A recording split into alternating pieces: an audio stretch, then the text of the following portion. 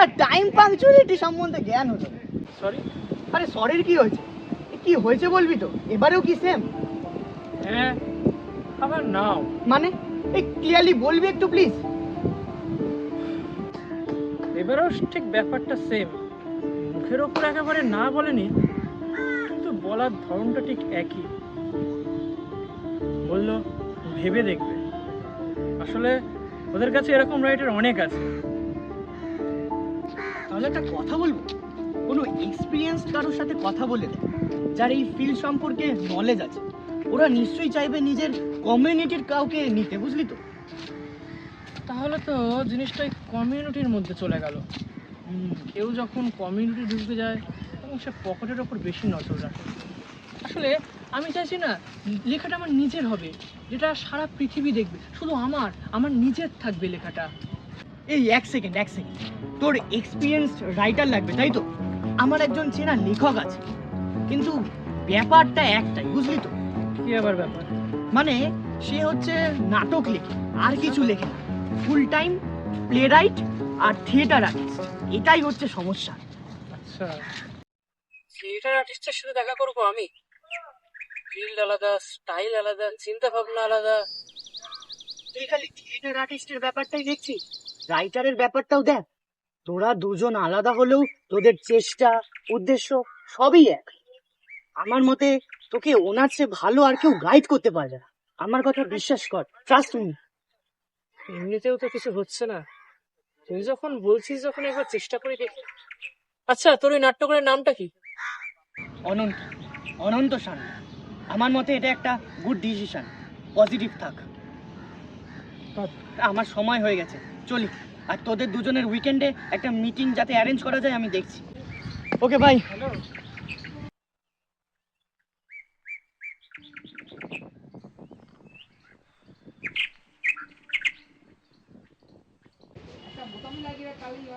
Hello ঈশান। হ্যাঁ বলছি, এই স্যাটারডে বেলা 11:30টায় রবীন্দ্র সরোবর, ওকে? হ্যাঁ হ্যাঁ, ঠিকই আছে, আমি একটু আগে আগে বেরিয়ে যাব, অসুবিধা হবে না। একদম শার্প টাইমে চলে যাস কিন্তু। যাস মানে? তুই যাবি না কেন? আমার একটা প্রজেক্ট মিটিং আছে সেদিন, তাড়াতাড়ি শেষ হয়ে গেলে অবশ্যই যাব। চিনি না, জানি না। আচ্ছা, এমনি কেমন লোকটা? খুবই ফ্র্যাঙ্ক, একদম ফ্রেন্ডলি, মনেই হবে না আলাদা কিছু। ঠিক আছে, তাহলে যেটা বললাম, এই শনিবার 11:30টায় রবীন্দ্র সরোবর, ওকে?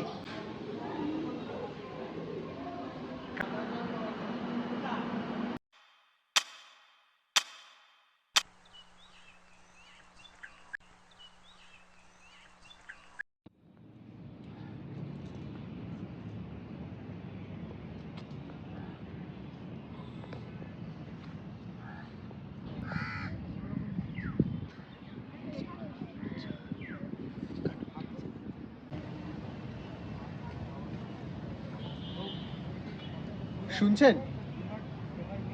হ্যাঁ, কে আপনি? আবার কে? এখনো তো টাকা পয়সা নেই, তো জানতো আপনি এখান থেকে। আরে আরে, নিতে নয়, দিতে এসেছি। কি টাকা পয়সা? না না, তার চেয়েও দামি কিছু, সময়। নমস্কার, আমি অনন্ত সান্যাল, অ্যাট ইয়োর সার্ভিস। আরে আরে, সরি, এক্সট্রিমলি সরি। আমি না কি বলেছি, ছি, ছি। না না, ঠিক আছে ঠিক আছে। ভিখারি সম্বোধনটা খুব একটা খারাপ নয়, আরে বরং আমার চেয়ে অধম লোক অনেক আছে। আর তাছাড়া ভিখারি সম্বোধনটা আমার খুব ভালোই লেগেছে। নমস্কার, আমি আদিত্য নস্কর। আরে আরে, বসুন। ঈশান আপনার কথা আমাকে বলেছে, আর আপনার দুটো লেখাও আমি পড়েছি। ওই শুক্তারা নভেম্বর 2024, আর একটার নাম আমি ঠিক মনে করতে পারছি না, তবে লেখাটার নাম মনে আছে, চন্দ্রকান্ত। বেশ ভালো হয়েছিল। আপনি তো দেখছি সব রিসার্চ করে এসেছেন। আসলে শখে লিখতে শুরু করেছিলাম, শখটা এখন পেয়ে বসেছি। এইরকম শখ থাকা তো ভাগ্যের ব্যাপার। আর তাছাড়া এখন তো সবাই ওই শায়ার নয়তো কেউ কবি। ওইসব বাদ দাও। দেখেছেন, আপনাকে আমি তুমি করে বলে ফেললাম। হে বাবা, না, তুমি করেই বলুন, জাস্ট বি কমফোর্টেবল। তবে তুমি আমাকে তুমি করেই বলো, বেশ নিজে নিজের লাগে। হ্যাঁ, যাই হোক, কাজের কথায় আসা যাক। ঈশান আমাকে বলছিল তোমার নাকি এক্সপিরিয়েন্স আর গাইডেন্স দুটোই দরকার।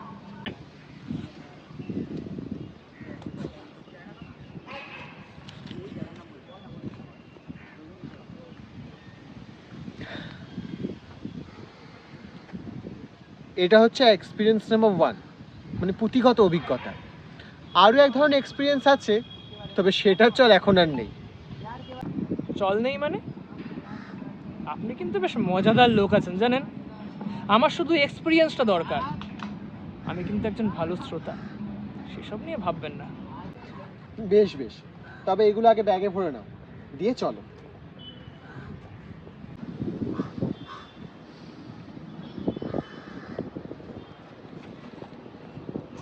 চলো মানে? আবার কোথায় যাব? ঠিক আছে, চলুন যাওয়া যাক। আরে আরে, উঠছো কোথায়? এই তো আপনি, মানে তুমি এই যে বললেন কোথায় যাবেন, তারপর চলো। আরে বস, কোথাও যেতে হবে, কিন্তু তারপরেও আমরা যাব। কোথায়? এই যে দেখেছেন, এতক্ষণ বসে আছে, হ্যান্ডশেকটাই করা হয়নি। এই, আরে এটা কি হলো? কোথায় আছি আমরা?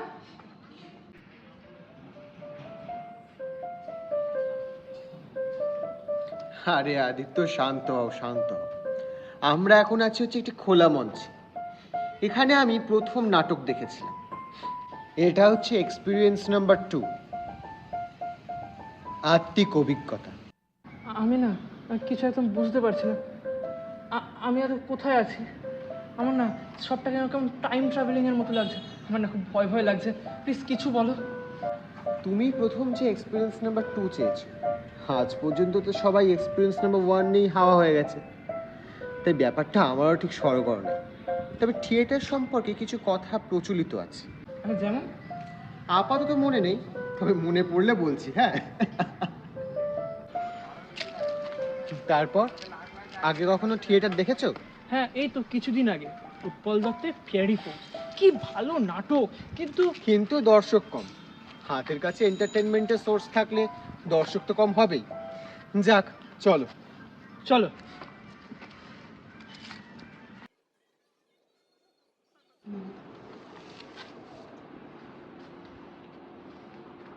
কি হচ্ছে বলুন তো? আপনি এরকম হুটহাট করে জায়গা কেন চেঞ্জ করছেন?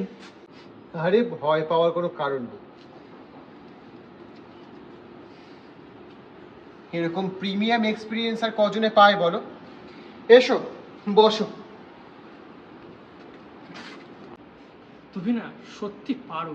তুমি কোনো ম্যাজিশিয়ান নাকি? Every artist is a magician. আমিও ঠিক ততটাই ম্যাজিশিয়ান যতটা তুমি ম্যাজিক পারো। বুঝলাম। তবে আমরা এখন এইখানে কেন? এই জায়গাটা আমার কাছে স্বর্গসম। এখানে বসে আমি আমার প্রথম স্ক্রিপ্টটা লিখেছিলাম। তারপর আরও 3টে লিখেছিলাম, যদি সবকটাই রিজেক্ট হয়। তাই এই জায়গাটা আমার বেশ মনে আছে।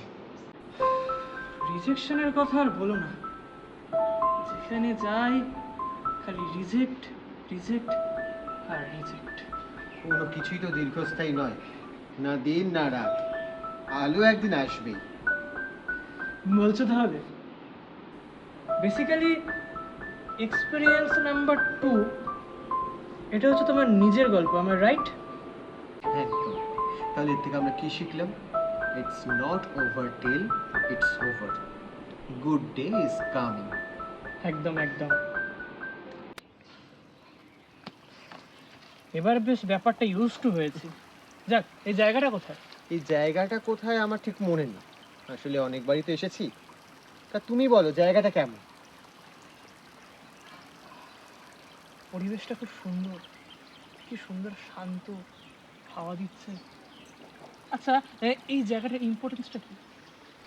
এইরকম একটা ফাঁকা নিরিবিলি জায়গাতেই এসেই তো আমি আমার বেস্ট স্ক্রিপ্টটা লিখেছিলাম। কিরকম ফিলিংস ছিল তখন? বলো। সেই আনন্দ প্রকাশের শব্দ আমার কম পড়ে যাবে। Best feeling on art for any artist, মানে ভাবলেই না আমার গায়ে কাঁটা দিয়ে উঠছে। আপনি কিছু জায়গা দেখাচ্ছেন না গুরু, সব একের পর এক আরেক। ভালো লাগছে তো? এখানে আমি আসতাম যখন আমি সবচেয়ে বেশি সফল ছিলাম, মানে ওই একদম পিক টাইপে। বাহ, অসাধারণ।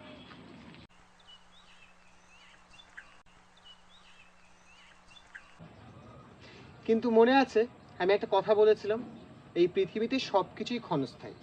ফেমটাও ঠিক তেমন, ওই যতক্ষণ ছিল পুরোটা অনুভব করেছি, পুরোটা। আচ্ছা, একটা কথা জিজ্ঞেস করবো, কাউকে কখনো ভালোবাসেন, মানে ওই গার্লফ্রেন্ড বা ওরকম কিছু? গার্লফ্রেন্ড হলো আমার স্ক্রিপ্ট, আর বউ হলো থিয়েটার। বউটা কনস্ট্যান্ট, আর গার্লফ্রেন্ড হচ্ছে ভেরিয়েবল।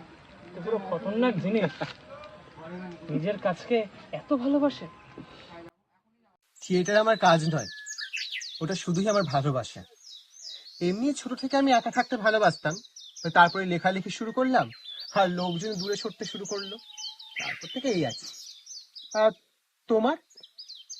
আমার আবার ওরকম কোনো ব্যাপার না, হলে ভালো, না হলে আরো ভালো।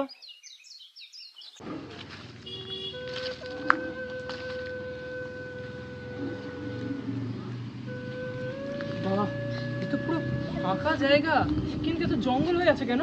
আগে এখানে পথনাটক, লাইট রিহার্সাল এইসব হতো। তারপর মানুষ শখের কাজে সময় দেওয়া বন্ধ করে দিল, আর নাটকও বন্ধ হয়ে গেল।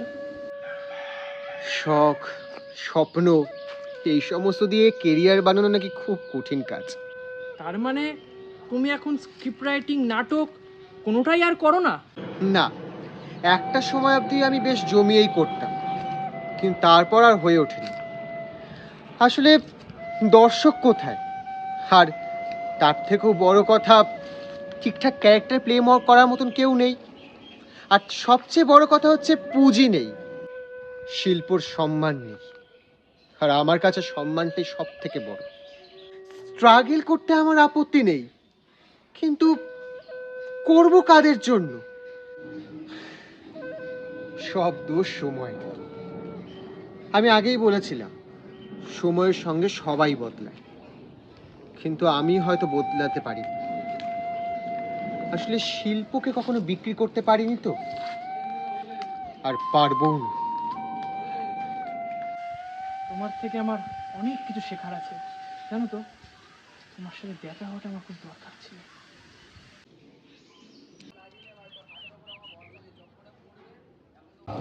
চলো, আমার ওই দিকটা গিয়ে বসি।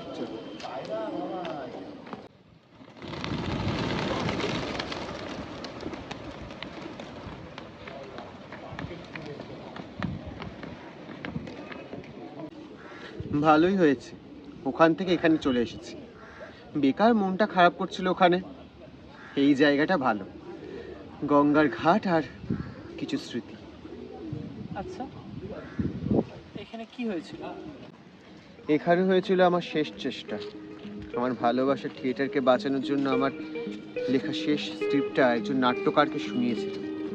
ভেবেছিলাম সাপোর্ট পাবো, কিন্তু সে আমার স্টোরি ইউজ করে ওয়েব সিরিজ বানিয়ে দিল, আর সেটা সুপারহিটও হলো। এ কি, তুমি তাহলে কপিরাইট স্ট্রাইক করনি? তোমার গল্প চুরি করে সে নতুন একটা গল্প করছে, তুমি কিছু বলনি?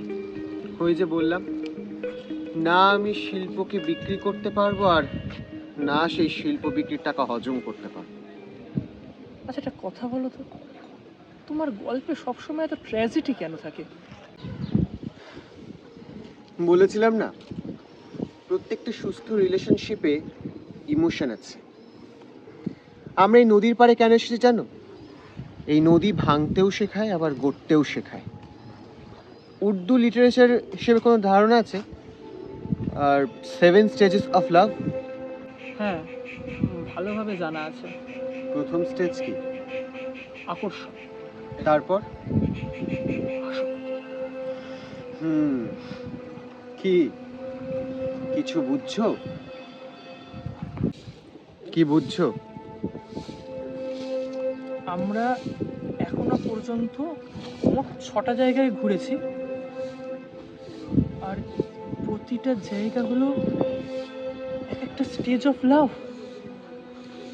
কিন্তু তাহলে কি পরের স্টেজের কথা ভাবছো? জীবনে প্রথম থিয়েটারের স্টেজে উঠে আমি প্রেমে পড়েছিলাম, তারপর বাধ্য প্রেমিকের মতন সব পালন করেছি। তাই এই পরের স্টেজটাকে আর ফাঁকি দেই কি করে বলো? তোমার সঙ্গে দেখা হয়ে খুব ভালো লাগলো। তুমি অনেক দূর এগিয়ে যাবে তা আমি জানি। তোমার চোখে আমি মায়া দেখছি। দেখো, মায়া বাড়িয়ে ফেলো না। আমার একটা আনফিনিশড প্রজেক্ট আমি তোমাকে দিয়েছি, পারলে সেটা শেষ করো। আচ্ছা, তুমি এমন করে বলছো কেন? তুমি কোথায় চলে যাবে? হ্যাঁ চলো, তুমি এখান থেকে চলো তো, চলো। এর পরের পর্যায়টা কি? এর পরের পর্যায়ে হলো মৃত্যু। দেখি চলতে পারছেন না, আপনি তো এসে আমাকে ধাক্কা মারলেন। একা একা কথা বলতে বলতে কোথায় যাচ্ছে? একা একা এই তো আমার পাশে।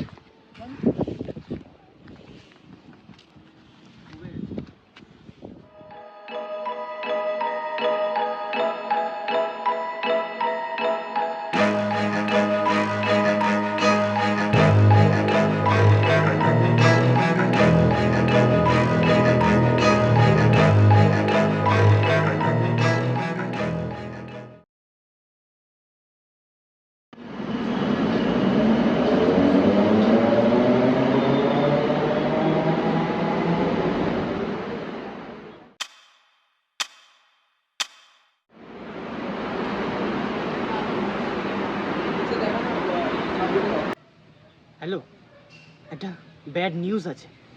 ওই অনন্ত সান্যাল আজকে মানে একটু আগেই রবীন্দ্র সরোবর মেট্রো স্টেশনে সুইসাইড করেছে।